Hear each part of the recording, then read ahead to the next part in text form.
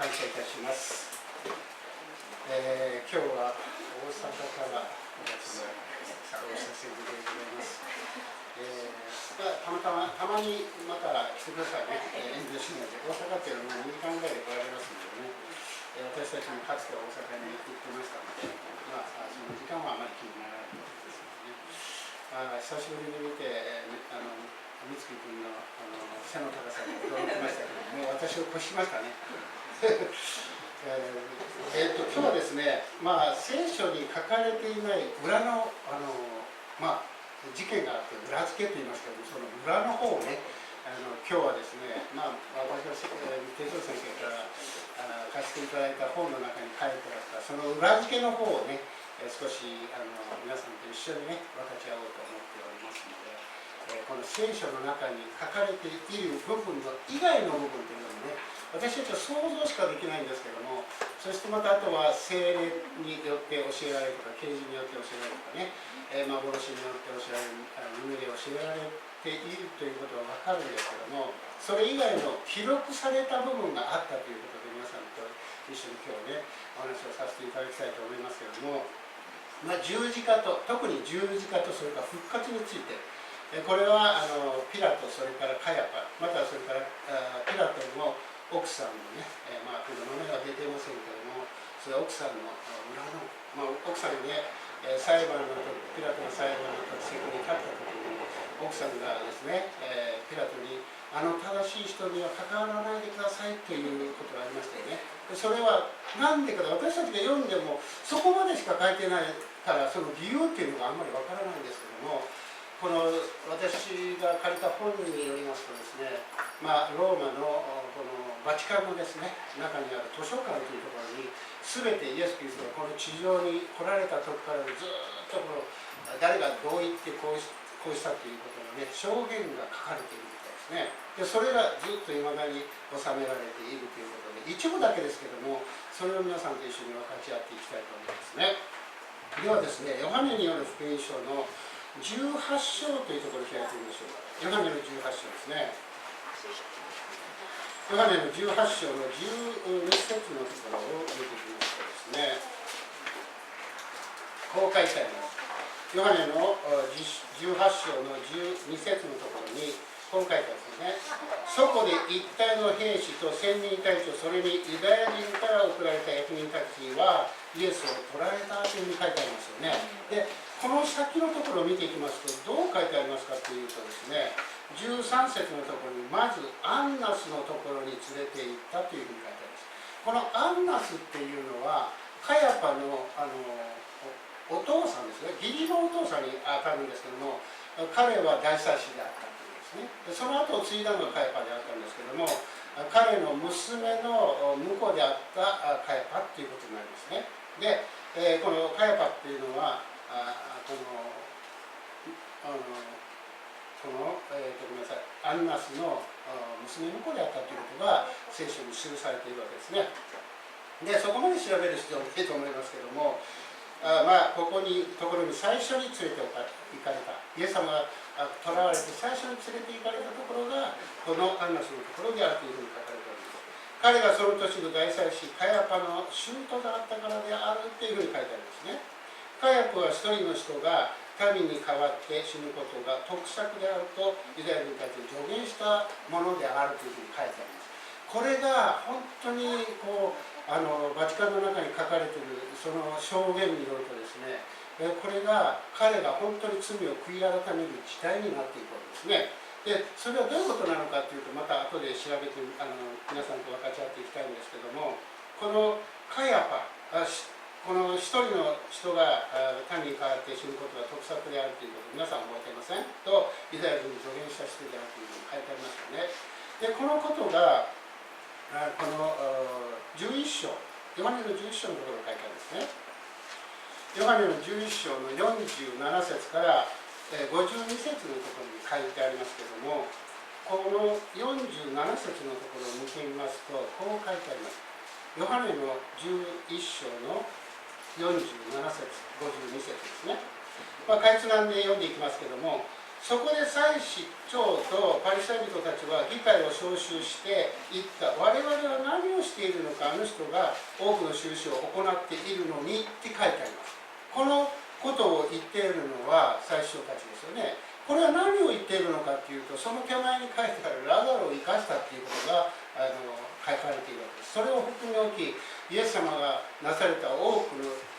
印とか技ね、奇跡、それらのものを言ってます。で、この時に我々何をしているのかっていうふうに言ってますよね。このどこから生まれてきたかもわからないようなイエスがこういう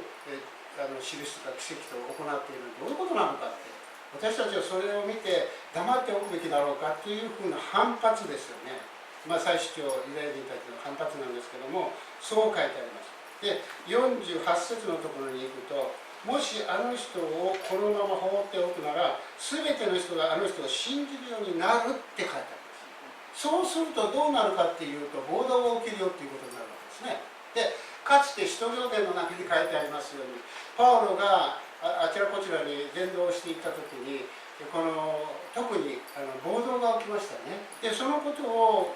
言っているようにですね、ローマ人というのはすぐ軍隊を出すわけですね。で、ユダヤ人はその時はローマの支配下の中に入れられておりましたので、彼らはそこにおいて、カイザル、それらの人たちの言うことを聞かなければ、特にピラトの言うことを聞かなければならない。で、ピラトはどういう人なのかっていうとですね、ローマ人の政務次官、政務次官です、政務長官ですね。ですから、彼はパレスチナに駐在させられていた。それはカイザルによって駐在されていたんですけども、彼がですね、そしてこの総督と呼ばれていました。その時に総督と言われて、ほとんど総督と書いてありますね。行政長官とかそういうふうには書いてませんけども、それが要するに力を持っているから暴動が起きるよって言ったんです、ね。ユダヤ人とこのキリスト教との間に戦いがあるならば、必ずそこに暴動が起きるから、その時は軍隊が出てくるよというふうに書いてあるわけですね。もうちょっと見ていきましょうか。ローマ人がやってきて、我々の土地の国民も奪い取ることになるって書いてあるでしょ。ですから、これは明らかに暴動を恐れているっていうことなんですよね。彼ら祭司長、立法学者たちは、ここにおいて、多くの権威とか権力を持っていたんですけども、やはりローマ人のこのカイザル、それからまたピラトの言うことを聞かなければ、自分たちは処刑されたり、また刑に処せられて、牢に入れられることになるかもしれないんですよね。ですからそれを恐れていたということですね。で、50節のところに、ごめんなさいね、49節のところ見てみましょうか。しかし彼らのうちの一人で、その年の大祭司であったカヤパって書いてあるでしょ。で、先ほど言ったこの言葉が何であるかっていうことですね。彼は言った、あなた方は全然何も分かっていないって書いてあります。で、一人の人が神の代わりに死んで、国民全体が滅びない方があなた方にとって得策じゃないのかっていうふうに助言していますよね。これはカヤパが自分の口で自分で考えたことによって民に語ったわけじゃないわけですね。で、これは長老や祭司長たちのところで語ったこの言葉っていうのは、聖霊によって、また予言によって彼が御霊によって語ったということが後のところに書いてありますね。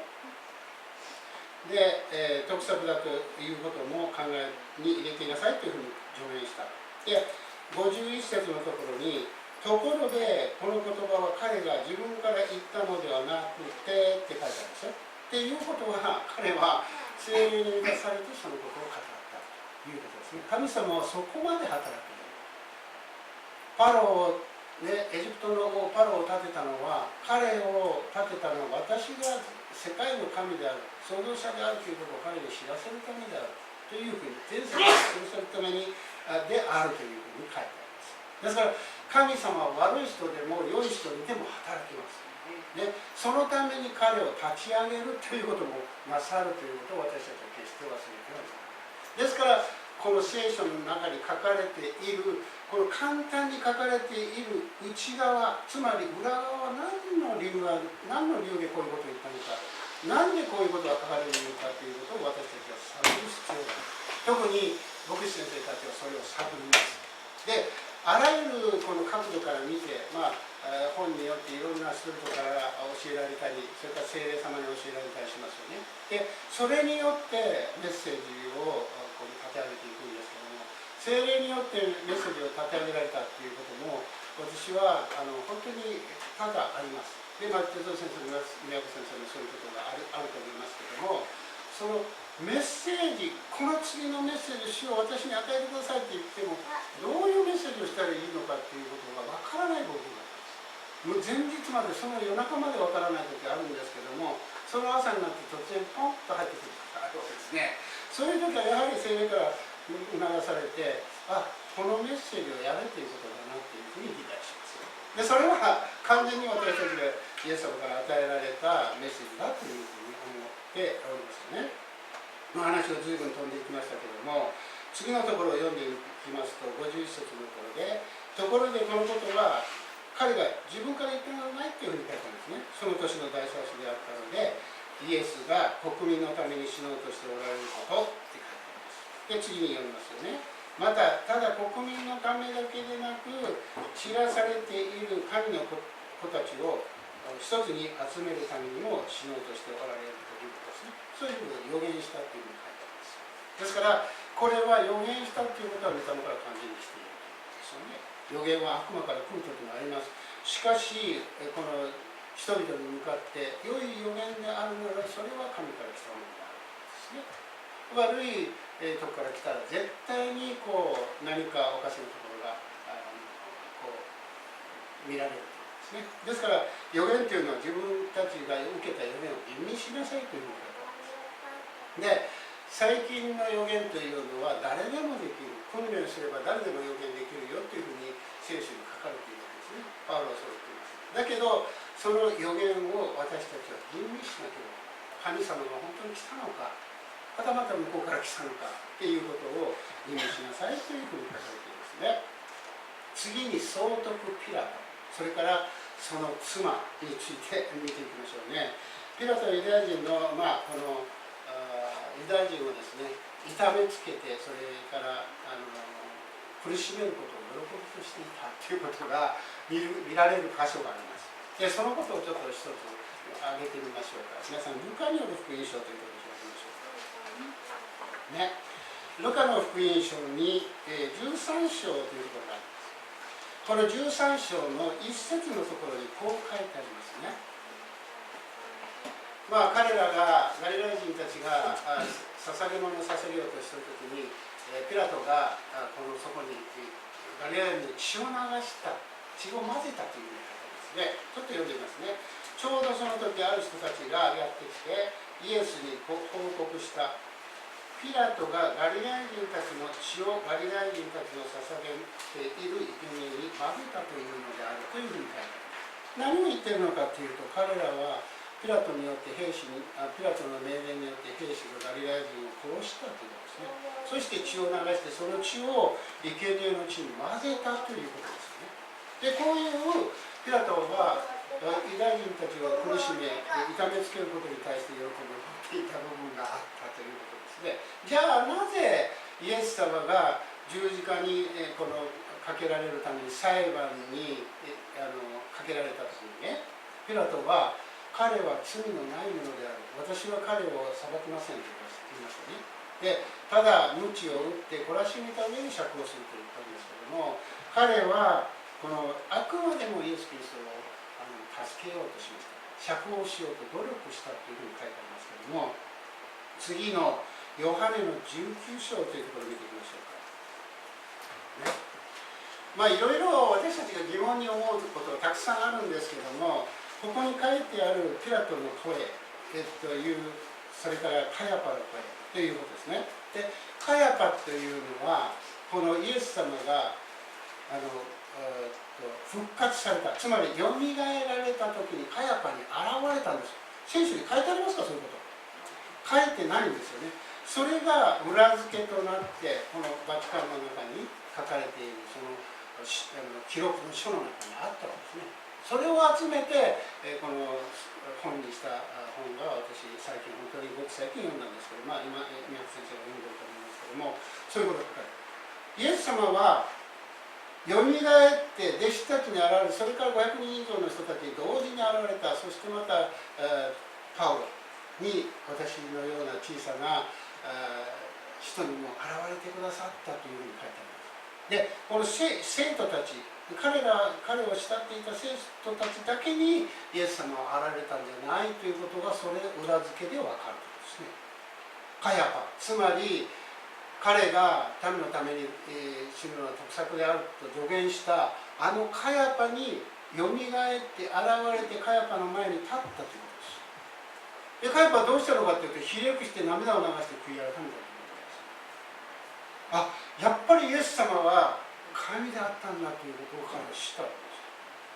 です。で、ピラトはどうなったかというと、彼は後になって聖書に書いてないんだけど自殺してるわけですね。で、そのところということをちょっと見ていきましょうか。聖書には簡単に書いてあるんです。で、簡単に書いたりがゆえに、私たちはそれを探って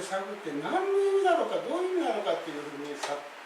すのがクリスチャンたちですよね。特に牧師の方はそういうのを真剣に探しめています。分からんとで聖霊に聞こうとします。だけど分からないところがある。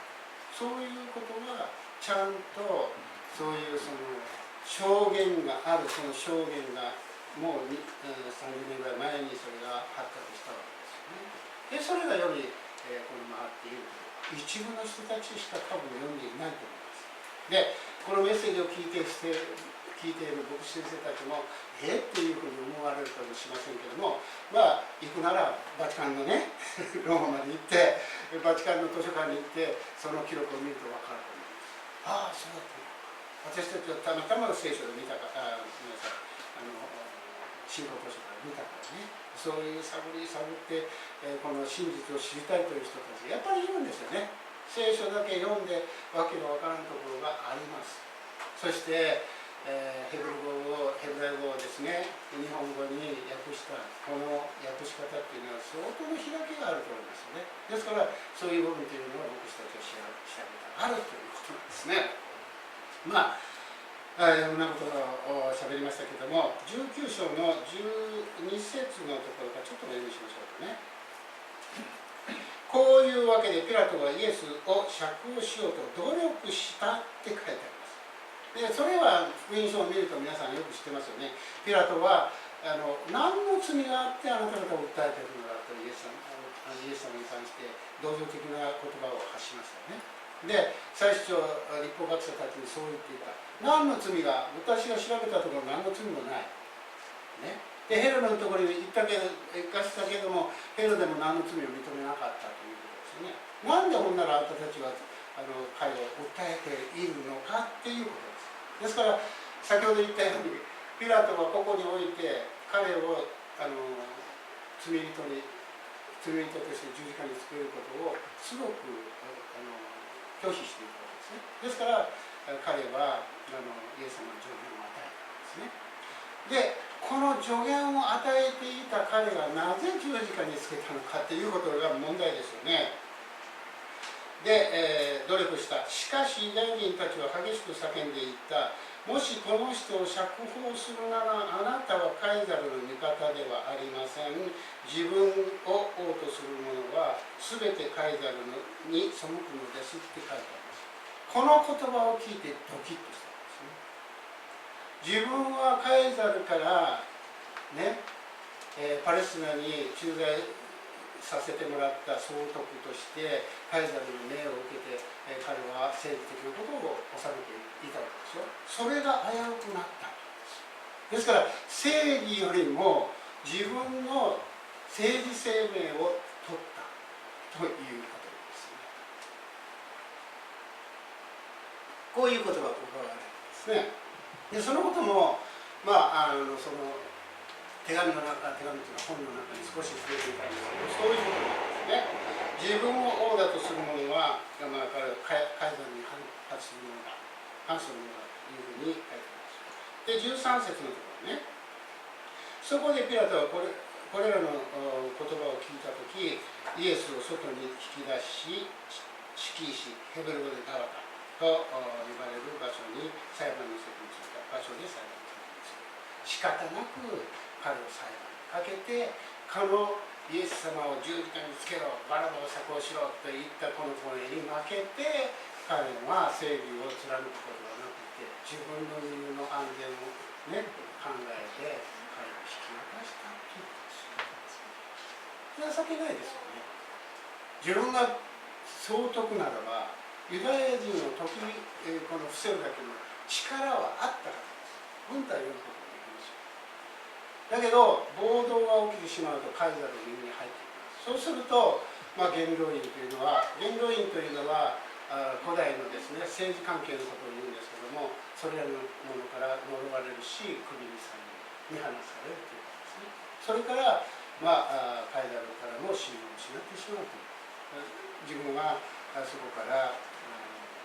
れてしまわなければならない、要は首にされるということですね。それを恐れるということですね。で、次に今度はですね、ピラトは先ほど言ったみたいに、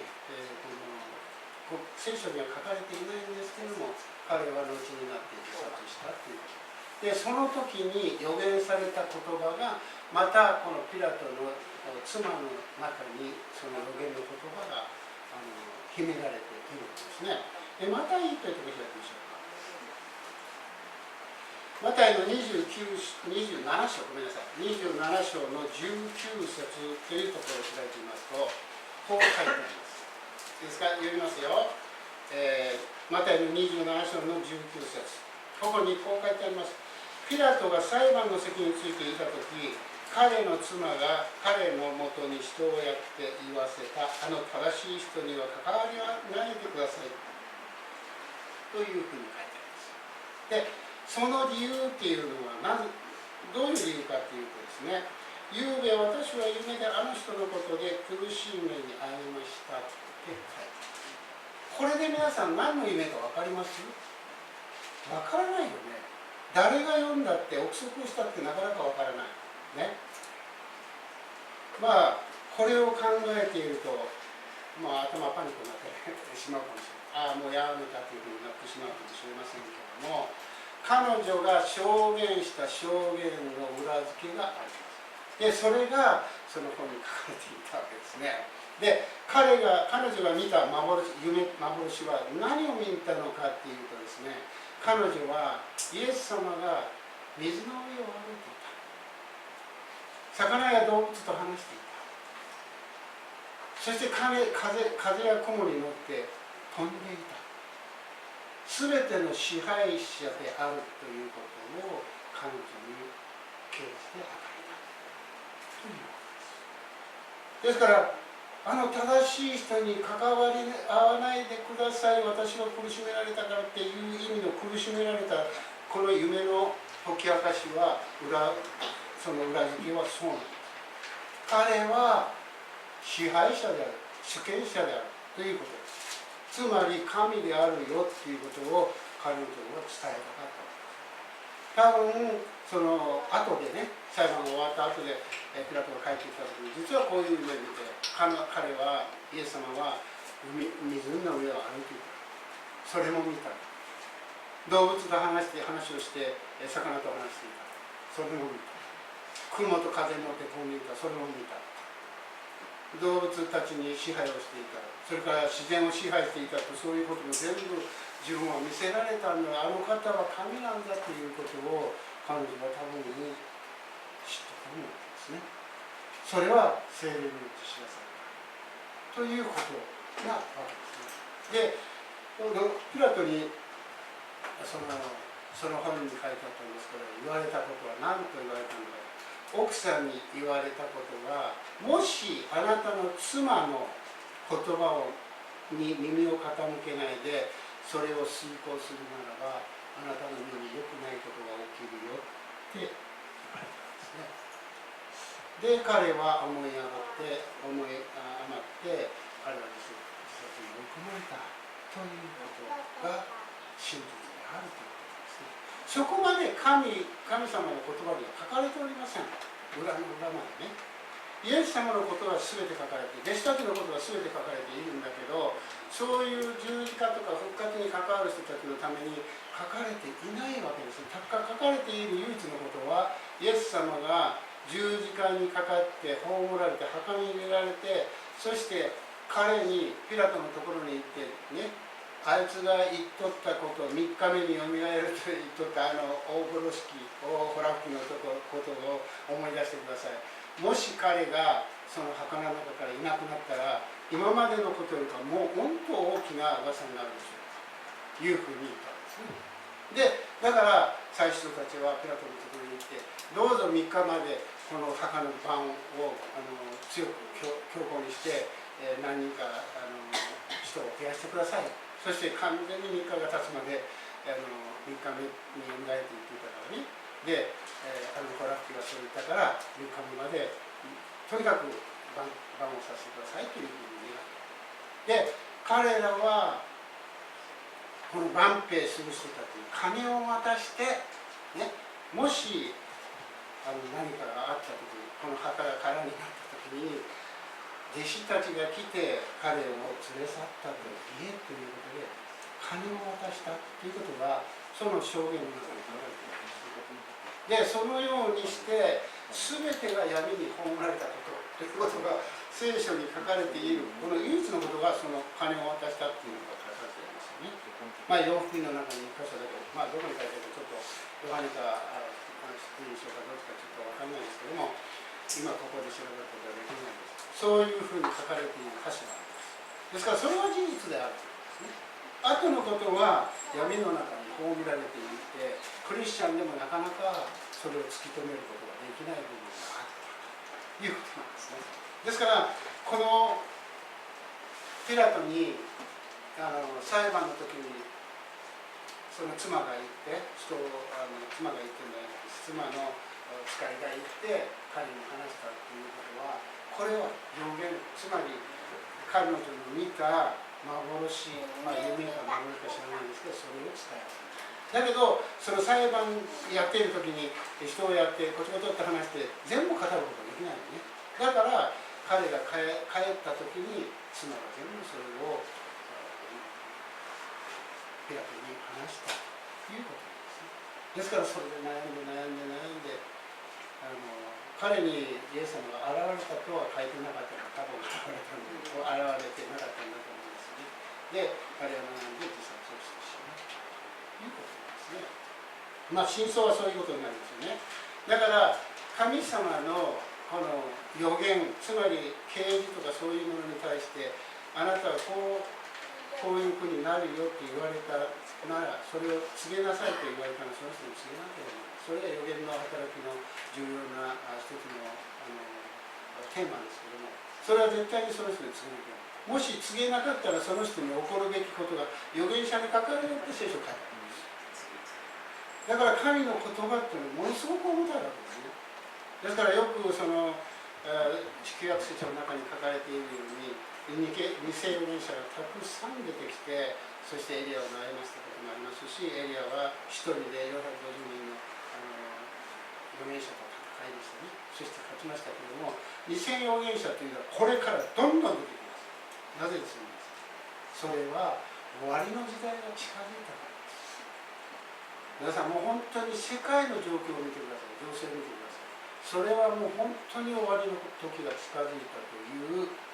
ことが言えると思います。集団的自衛権がもし成立して、これ成立しますよね、確かにね。でそういうことになると、地球の裏側まで行って戦争しなければならないことになります。また戦争をしなければならない国になっていく。70年間戦争がなくて平和であったこの国が、世界の国から批判される国になりかねないということだ。開国リバイバルがあってほしいですよね。で、この国、日本国が本当にリバイバルされて、本当にいろんな奇跡があって、印があって、神の栄光が表されることを私たちは願っております。そのために一人一人が選ばれ、そしてその一人一人が述べ伝えなければならないという使命を負っています。私たちクリスチャンたちは使命を負っているということを忘れないでく